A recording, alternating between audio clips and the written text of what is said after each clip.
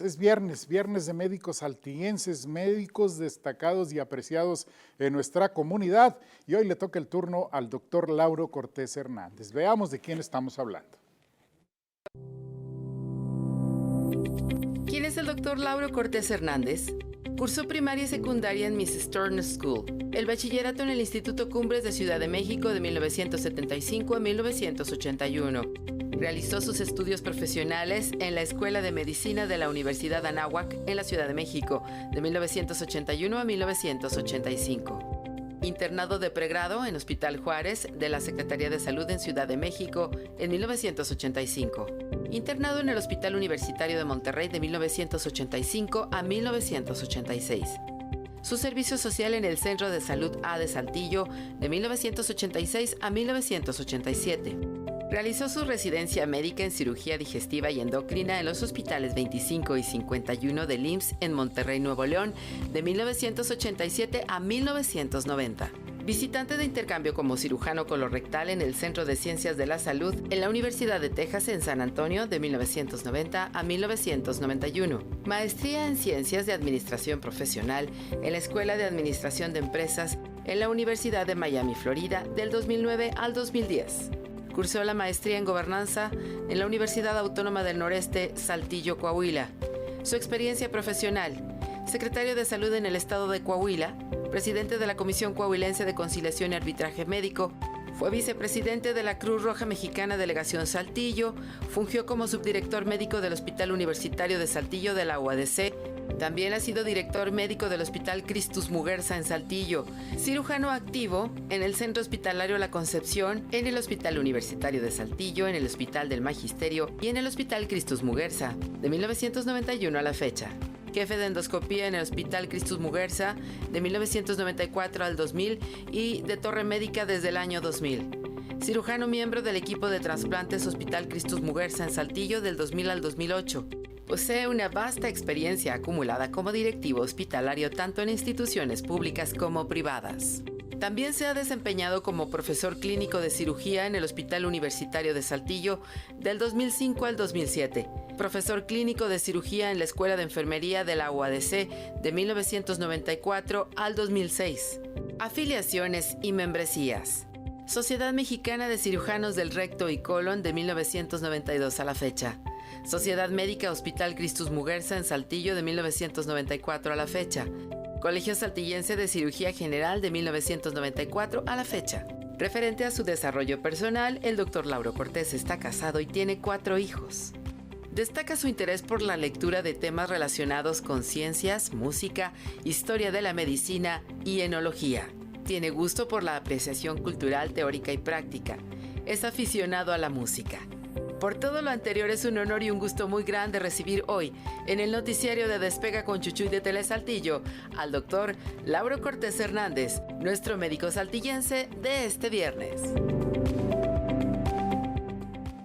Doctor, bienvenido. Gracias por amable. estar aquí. Gracias, gracias Chucho, y gracias a todos quienes nos ven. Y gracias por toda la colaboración que has hecho con nosotros durante todo este tiempo del COVID. Ha sido muy valiosa para nuestra audiencia. No, al contrario, gracias a ustedes por la confianza, y es poco, creo yo, lo que puedo contribuir, pero lo hago con mucho corazón. Oye, qué bonita trayectoria, doctor. Pues, ¿Cómo fue que llegaste a Saltillo, primero que nada? Pues mira, yo soy sobreviviente del terremoto de la Ciudad de México de 1985. Yo estaba haciendo mi internado de pregrado en el Hospital Juárez, cuando 13 pisos se desplomaron cuando yo iba entrando al hospital, estaba en la planta baja. Y eso hizo que yo me viniera a Monterrey. Mi familia es de Monterrey, y de hecho en la semblanza salía la que yo creo que es la fotografía que es más importante para mí. Ustedes vieron ahí a una mujer con un vestido rosa. Yo quise ser médico porque ella, mi tía Marisela Zárate, fue quien me inspiró. Y hoy en día es muy común escuchar el discurso de la equidad de género, o que tengamos modelos a seguir que no necesariamente sean de tu mismo género, ¿verdad?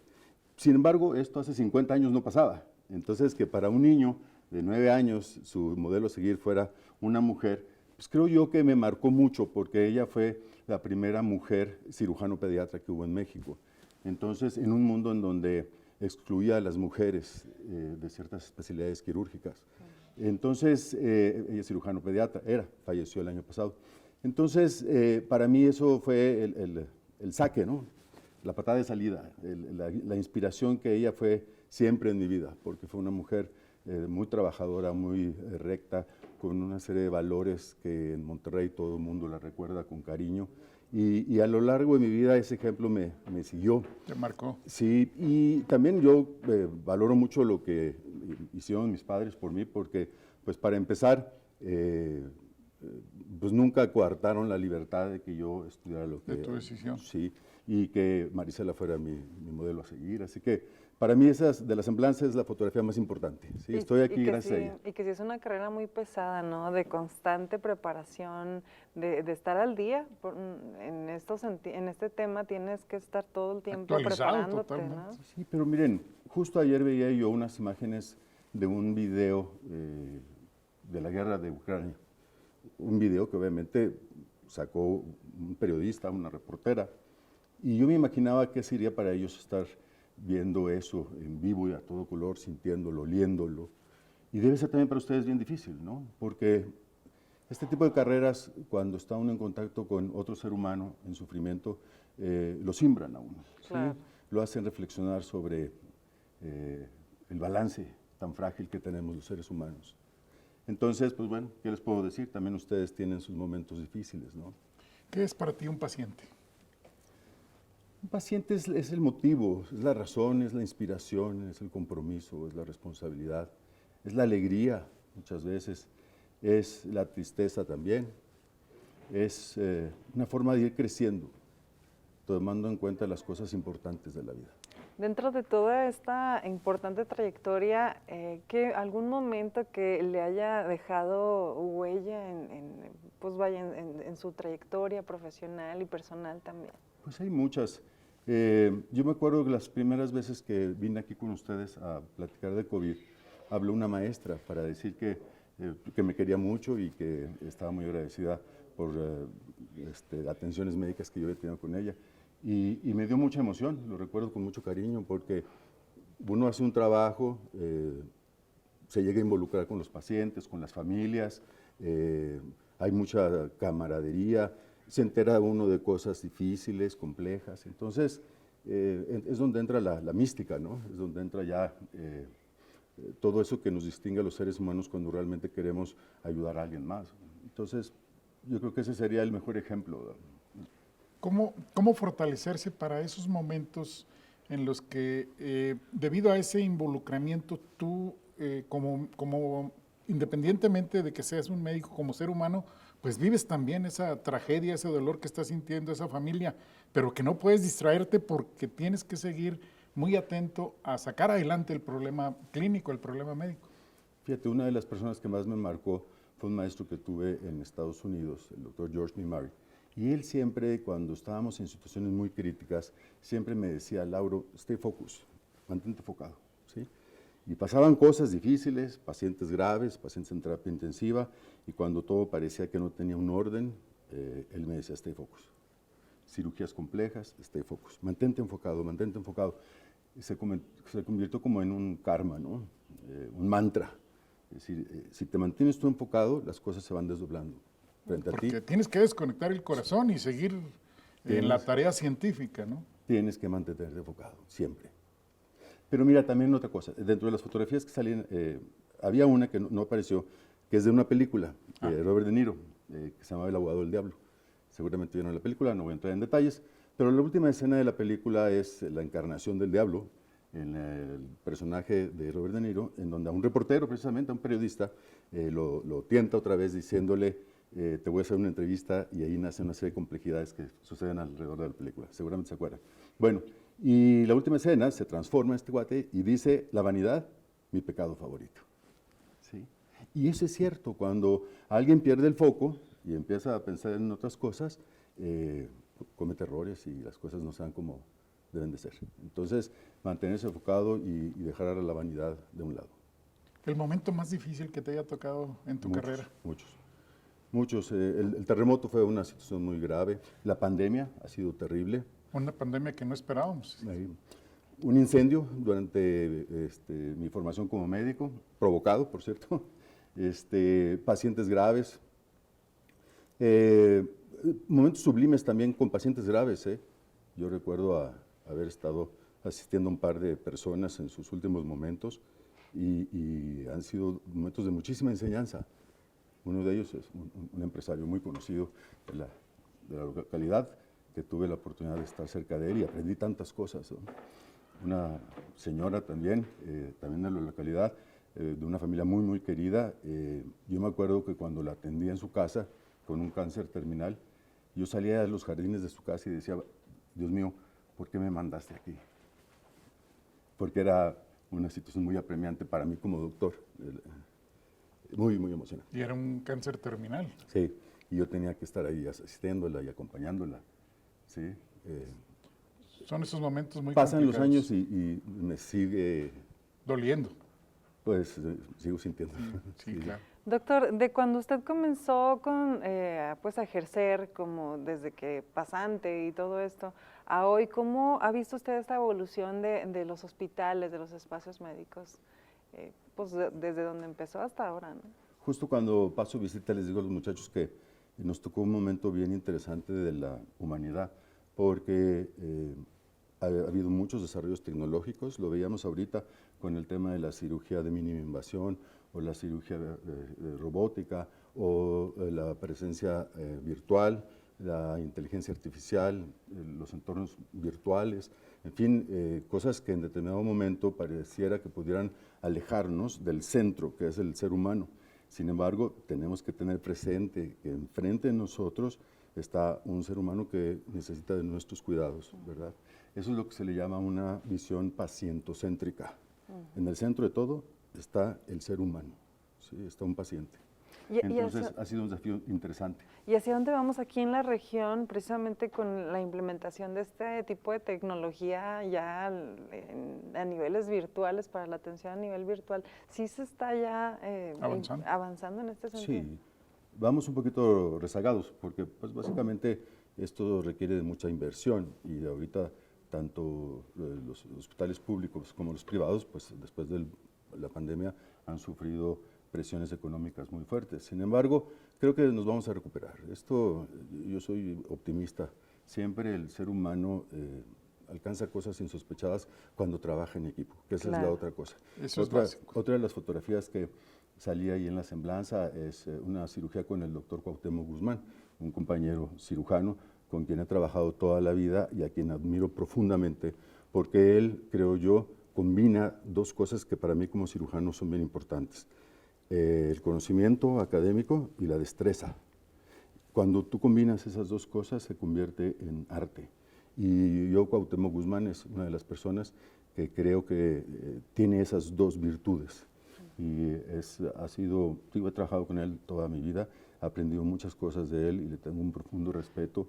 Y hablando del trabajo colaborativo, eso es lo que se logra hacer cuando todos ponemos algo con un fin común, que es ayudar a que alguien recupere su salud. Oiga, doctor, y es que al interior de los hospitales es que se vuelven familias ahí, comen, duermen, son jornadas muy largas también. Sí, ahorita porque hablaba, por ejemplo, del trabajo colaborativo, pues a lo mejor yo soy el cirujano, ¿verdad? Pero si alguien no hizo su trabajo previo, al salir de una guardia, por ejemplo, o al estar recién llegado a una guardia y pasan un paciente a la sala de cirugía, hacerle el aseo específico que se hace antes de que empecemos a operar, o anestesiarlo, o llevarlo de regreso a su habitación, pues no se puede hacer, ¿sí? Entonces ese trabajo colaborativo, ese trabajo entre todos es lo que hace que se den los resultados. Y que no estamos en una industria y que ahí debe ser Personalizado. Una falla es una vida, entonces tiene que ser muy estricto. Personalizado. Sí. Claro, mire, tengo aquí un mensaje, nos dicen buenos días de parte de la familia Barajas Ríos, agradeciéndole al doctor Lauro Cortés, ya que cuando falleció mi esposo, que era trabajador del hospital universitario y falleció de COVID, el doctor Lauro y sus colaboradores del Hospital Universitario de Saltillo nos dieron todo su apoyo. El soporte es bien importante de lo que hablaba ahorita. Gracias por la llamada. Siempre soy muy empático con quienes han perdido un familiar en la pandemia, porque fue un sufrimiento adicional. El no poderte despedir, el no poder estar cerca, Seguramente han sido días difíciles, noches largas, pensando mil cosas, ¿verdad? Y de repente pocas veces nos detenemos a pensar en eso y las cargas toda la vida y tienes que procesarlas. Entonces que en ese escenario de dolor pues tengan la gentileza de hablar y mandar un mensaje de este tipo, Claro. lo agradezco mucho. ¿Cuáles son para ti las más grandes enseñanzas que ha dejado la pandemia? Pues yo quiero pensar que es la confianza. La semana pasada que hacíamos una evaluación de la pandemia, ahí con mis colaboradores, mis compañeros, les decía que cuando empezó todo esto hace ya, voy a pedir la cuenta, 2 años, Sí, que ya recordarán que ustedes que teníamos, nosotros fuimos el primer hospital que tuvo una unidad covilista y hacíamos recuento de cuando empezamos a vestirnos con estos trajes especiales y que empezamos haciendo lo que le llamamos binomios para no cometer errores a la hora de vestirse o quitarse el equipo. Entonces esos binomios se encargaban de estar checando todos los pasos, ¿no? Y yo me acuerdo que les decía, todos teníamos miedo, la verdad, todos teníamos miedo. Y les decía, oiga, no se preocupen, juntos vamos a entrar y juntos vamos a salir. Entonces, para mí lo más importante de la pandemia es aprender a confiar en mi compañera, en mi compañero, para salir adelante juntos. Eso creo que en el hospital nos ayudó mucho, independientemente del papel que jugara uno, desde el más sencillo hasta el más complejo, pero que confiáramos todos los unos en los otros. ¿Diría que la pandemia es lo más difícil que le ha tocado enfrentar? Yo creo que sí, sí, definitivamente, porque no solo me confrontó a mí con una enfermedad de la cual no sabía absolutamente nada,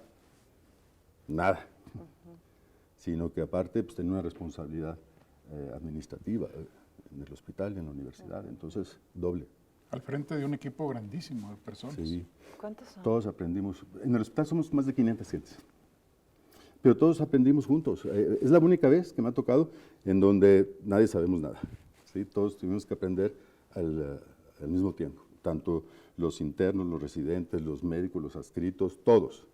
Y eso también fue muy bonito porque no había jerarquías. Cualquiera podía llegar a una de estas reuniones que teníamos de nuevos avances y llegar y decir, acabo de leer un artículo que salió en Wuhan y que dice que hay que hacer esto. O acabo de leer un artículo que salió en Nueva York y dice hay que hacer esto otro. Entonces se cayeron las jerarquías.